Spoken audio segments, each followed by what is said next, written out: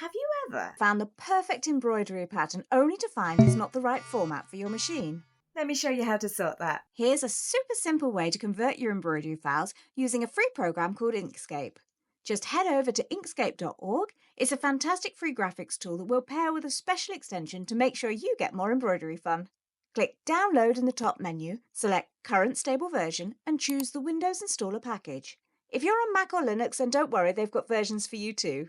That started the Inkscape download. It needs a special extension to work with embroidery files, so go back to Download in the menu, click Extensions, look for the Ink Stitch Embroidery extension. Click on it, and in the box on the right, hit the bit where it says Link to visit the extension page. Now press Download, select your computer type, so I'm using Windows. Scroll down, then grab the latest version. You should now have two installer files in your download folder, Inkscape and Inkstitch. Double-click the Inkscape installer to launch the setup wizard. Stick with the default settings, just hit Next until it's done, and then click on Finish. Now I'm doing the same for the Inkstitch extension. Double-click, hit Next, then Install, and then Finish. Now we're all set up and ready to level up that embroidery fun. Pretty easy, right? Let's start up Inkscape. You'll see options to start a new document or to open a file. Choose Open and select the embroidery file you want to convert.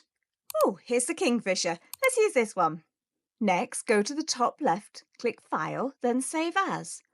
Under Save As Type, you'll see a drop-down with tons of options.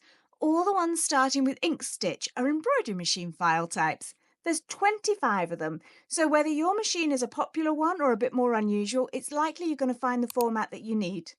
Once you've found that one you need, choose where to save it on your computer and just hit Save, and you're done. Now that new file's in my folder and it's ready to transfer to the embroidery machine. Then all that's left to do is to run off and start stitching. Useful, huh? I hope you're excited to give this a try yourself. Do you want that cute kingfisher embroidery file I used?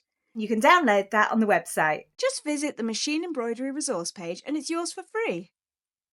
I hope you'll join me again soon. Bye now.